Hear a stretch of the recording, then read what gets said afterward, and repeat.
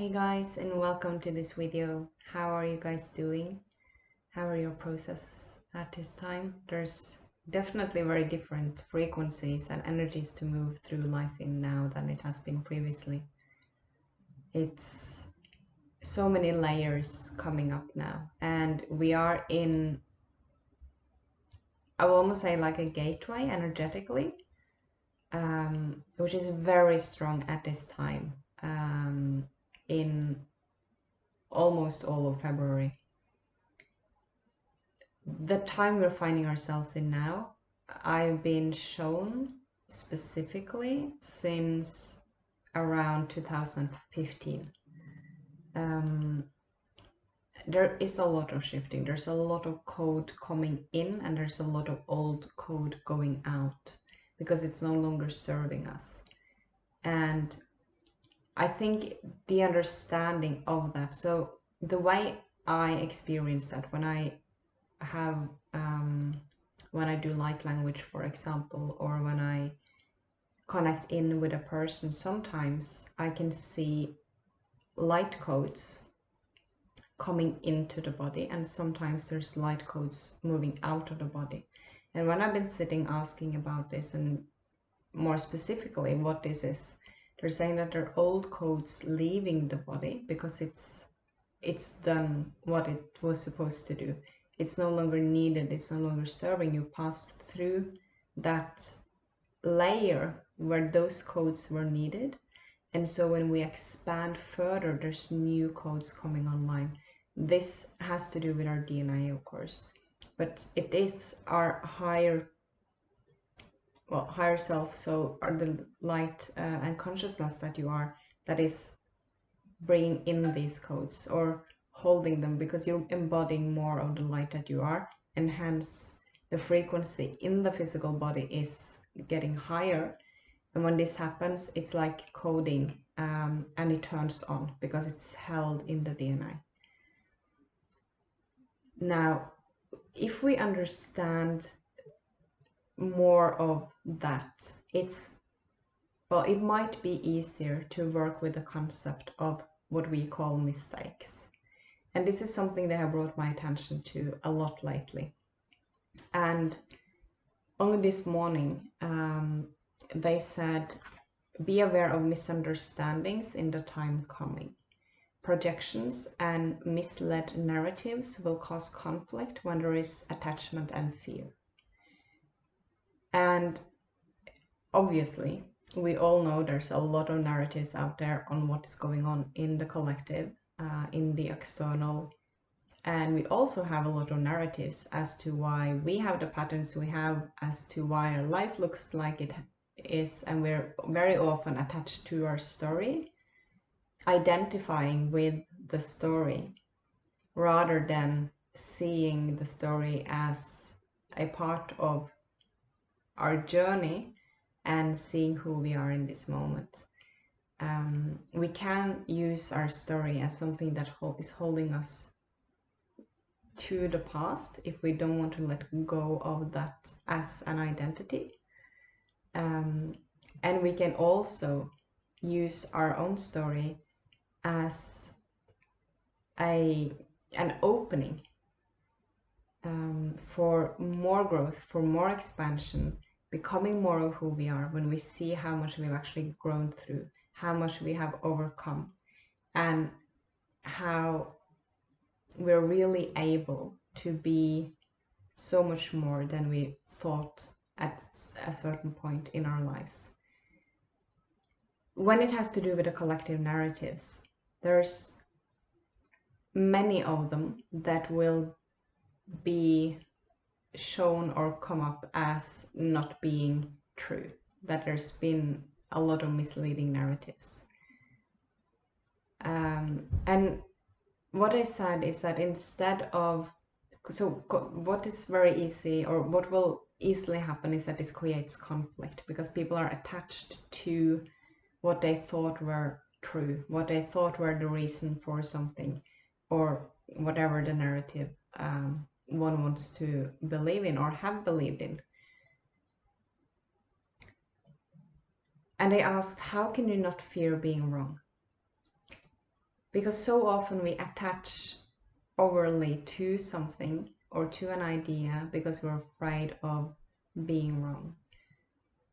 And when we realize that our perspective is changing, we didn't have all information, we are evolving, we can actually see something from a higher perspective, from a more expanded state, and we can see that there's more to it than we maybe saw at a certain point.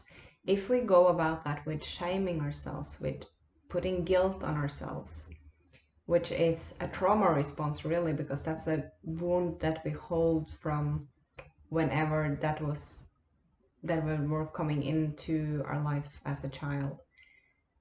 And we learned to start shaming ourselves or feeling guilty about something if it's not correct, if it's not right, if it's not whatever the belief or the way it was presented to you in your life.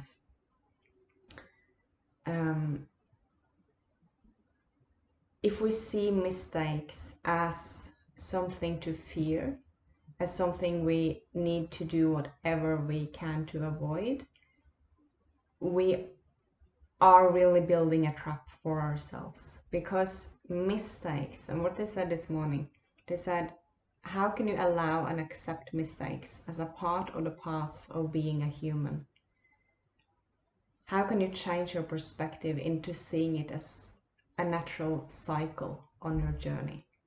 Because when we expand in awareness, we can see things from a different perspective, and hence what we look at changes. Because there's so much emotion, there's so much fear, there's so much drama and everything going on in the external. This is something that can create big conflicts when people are starting to shift perspectives, and when things will come up and look very different than what someone thought, that were really attached to the narrative they believed in. If we then can start to look at mistakes, as they said, as a part of the journey, it is something we're growing from. It doesn't mean that we try to screw up things on purpose.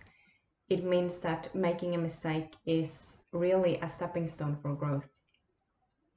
And if we are afraid of making mistakes, we are really holding ourselves back. We are creating really a prison for ourselves, and it will be difficult to move in any direction because we are sitting in that contract state of fear. When we are in big shifts and changes like we are now, if we have a lot of fear, it will be so much more challenging. When we're doing something new and when we are expanding our comfort zone, it can feel scary. If we let the fear be the focus, we will create what we are fearing. If we can hold that fear like a child, bring it with us, hold it in our arms, see it, and move past it, we will keep growing, and we will keep growing, and we will keep growing. And we will make mistakes. Everyone makes mistakes. And we will grow from it, and we will do better, and we will do better. And everything will be very different when we can stay in that allowance, in the surrender, and in the acceptance of the human journey. Because the more we are remembering of who we truly are, we are starting to really remember that time doesn't make sense. Many people are having, and I mentioned this before, very weird experiences with time. And we will start feeling more and more, how can I say this? It's almost like it's challenging to integrate with the physical, the more some parts of it, when we are remembering more and more of who we are, because we can see that things are not making sense. Allowing, accepting that we are in a physical body, that we are on a human journey, and being human and grounding it down and learning to navigate it as we walk. We will make some mistakes, we will be confused, and we will grow and we will feel amazing and we will have all of it, because the whole spectrum of what a human journey holds is very wide, and we do experience all of it. The only constant, they also said this morning, they're reminding me now, the only constant we have is the movement of energy and shifts. And how can something always be right, or the right way to do something, if everything is constantly shifting? If that's the only constant there is.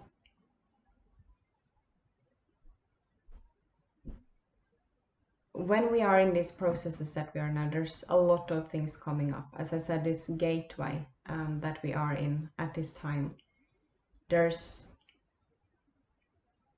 both things coming in and there's things releasing, and these are happening simultaneously now.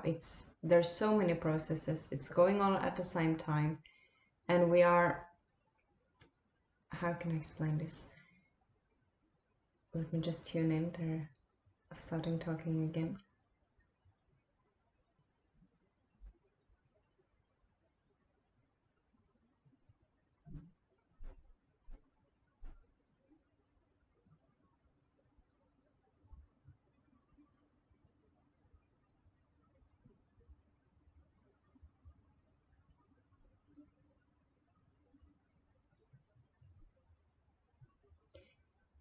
What they're saying is, remember that you are the breath that holds both the expansion and the contraction.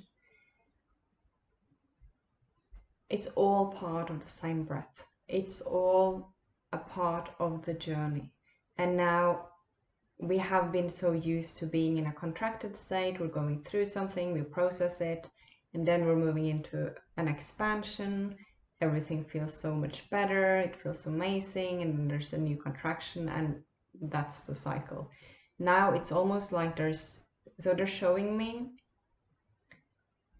like many circles, and they're showing me that all of them are moving at the same time. So it's not like we're going through one circle and that's then completed, and then we're moving through the next one, and then there's the next one.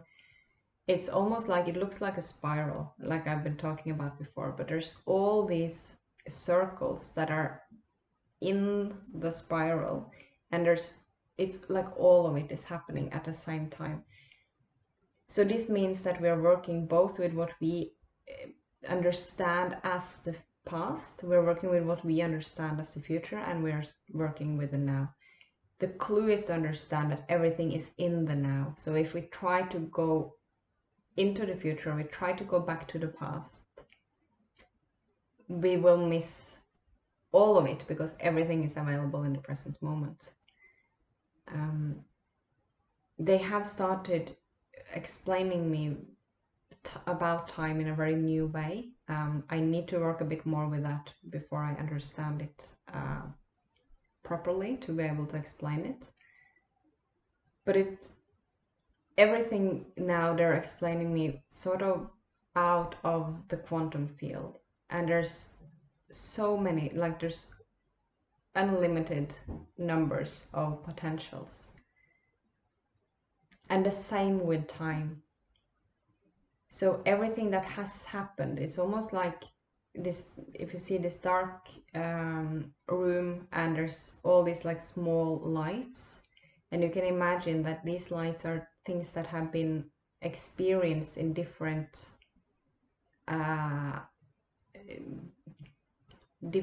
times on your timeline. Now all the timelines are, because we're making choices, right, as we move through our lives and our paths. And these lights are the choices we've made, it's the things we've been experiencing, but it's not on a linear path. Everything is just around in the same room. And when we are present and when we are in that breath, we can access all of it, not by going towards the front of the future or going back, but we can experience everything and we can resolve everything, and we can create, most importantly, everything from the present moment in that state of really coming into the body, embodying and expressing who we are, being that vehicle of expression, or vehicle of consciousness for expressing who we are. Let me just check my notes. Yes, and over the last, well, I would say this week, what I've been shown with the earth is that it's in a pretty contracted state. So it's like contracting in the energy. And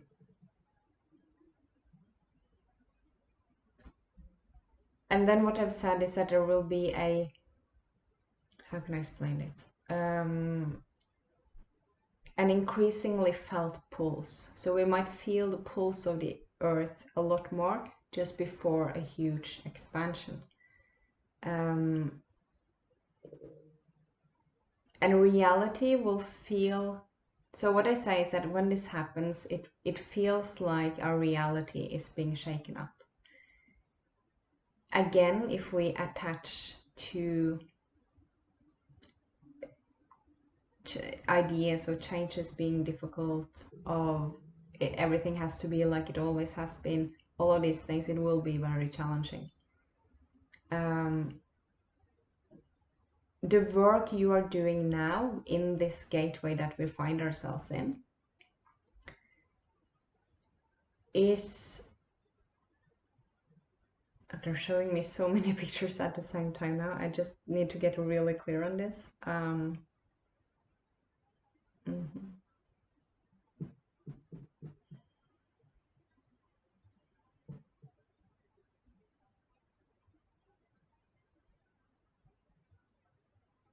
Yes, okay. So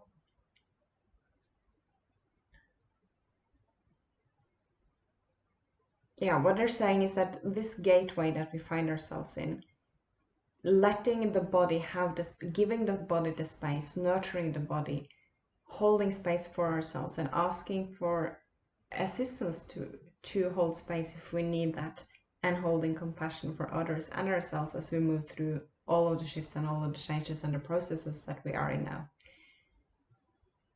There's all the work we're doing now is preparing us to hold the expansion when it comes. We are creating space in our physical vessel for the expansion of light that is coming, because it's pretty big, that expansion, in the way they're showing it to me. And what I said is that the earth now is pretty quiet because she is resting to make that shift. And I also said, remember that it's not destructive. Just like in our own lives, it's not, or the shifts and the changes we're going through are not destructive. It's expansive. And if we look at it, so the way we look at it has so much to say for how we experience it. And this is what we will be seeing more and more clearly as we're moving forward. If we focus and we shift our beliefs and we shift the way we look at it, and we start working with ourselves in a more open-hearted way, instead of shaming ourselves, criticizing ourselves, guilting ourselves, and we are holding space for ourselves, and we are knowing and remembering that we are expanding, it will be so much more easy than if we work against change, or we attach and try to hold on to the things that are leaving our lives, or the things that we have been holding in our bodies that are releasing, because there's a lot. The body will need time to rest, it will need space, it will need nurturing. So really listen to your body. It's very important to cultivate a whole different way of communicating with the body than what we have had. Ask your body what it needs. What does it want to eat? What does it want to drink? Does it want movement? Does it want rest? And really give it to the body. Because also with everything that has to do with the body, there's so many narratives and there's been so many paradigms and beliefs around how to work with body, what to give to the body, what is how much we should do in one day, and all of those things. There's so many. Remember that all of those are part of that old structure which is falling. So the only way you can find out what is true for you and what your body needs in this moment is to tune into your body and start to cultivate that new communication and not making it wrong. That's really, really important. Let me just see. Yeah, I think I've mentioned this quite a while ago in some videos. But there is this advice they give me sometimes, which I think is really, really good and which I find very helpful. Because sometimes when I find myself in my processes and there are these certain themes that comes up in the spiral as I move through my life, and I recognize these themes that are coming up. And with where I'm at today and with what I've learned so far on this journey through my life, I sometimes think that I wish I could go back a certain amount of years and give myself advice at that time. Because I would move through a lot of things very differently if I knew what I know today. Now, if I go about that in a way of thinking I didn't do well enough, I totally screwed up, I made so many mistakes, and shaming myself and criticizing myself, I will only hold myself down and prevent myself from growing beyond it. Now, what I feel when I do this work is that I feel so much love for that previous version of myself that I was. And when I connect in with that, and I think of these advices that I really would love to give to that previous version of who I was, what they have said to me many times, and they asked me to share in this video now, is that advice, when these are the points and the themes that are sort of reoccurring in your life and you're meeting it again with a different level of consciousness, and you can move through it in a different way, and then you continue moving through your life and you meet the same theme wrapped in a whole different package, and you can meet it with a very different level of consciousness, you can see it differently, but it's still the same theme that is coming up. When you find yourself in that situation and you think about it and you really connect in and you feel, what advice would I give to myself as a younger person? Then give yourself that advice today. Because that advice is probably the best advice you could get at this moment. Because there's no one who knows you as well as you. And those advices that comes up when you look with compassion and with love at who you were and what you have been dealing with in your life, what you have been growing through, what you have been moving through on so many levels. If that advice that you can see today that would have helped that version of you, if you take that advice and give it to yourself in your current moment, that is probably the best advice for you as you move forward.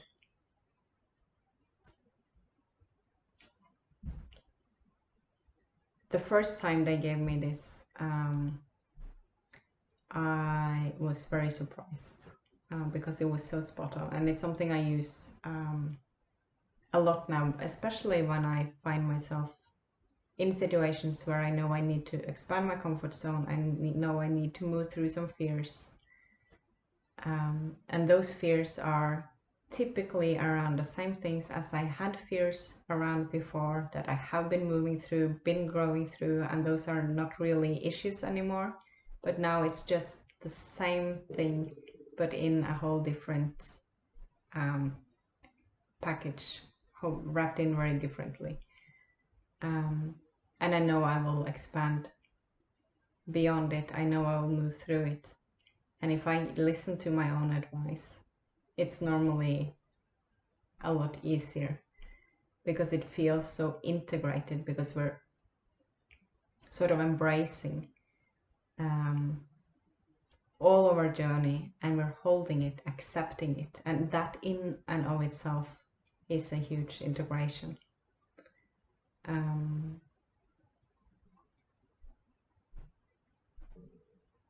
And also remember, they're saying now that there are these mental constructs that creates our physical experience. If we use this in a way of seeing it as a potential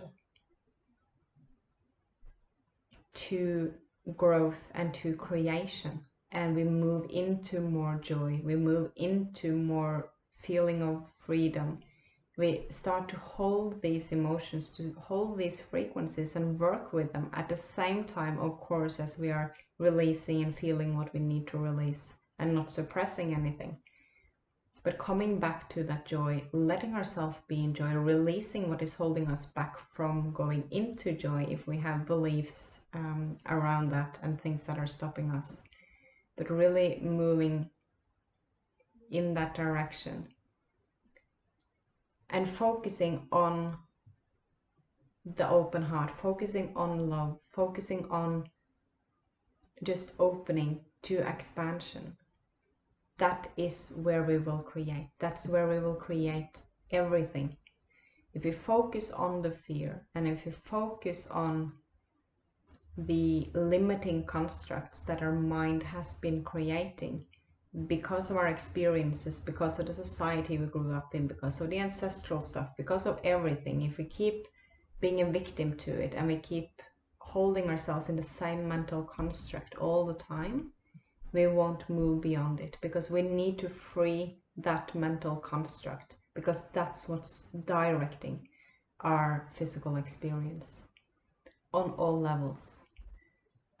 So when we can open and really see where we're locking into something, it's not anything bad. We all do this in different ways, on different levels.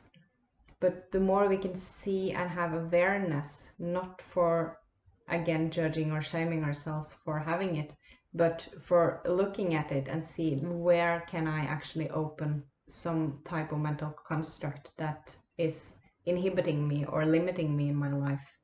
I can open that, then I can come into my heart, I can open my heart, I can breathe into my body, I can fully be in my body, and I can create from that, because then we are creating in the quantum field rather than creating inside our small box that we create only from our limited beliefs and experiences. So starting to really work with these beliefs and shifts and changes, and letting now the body do what it needs to do. Let the processes happen.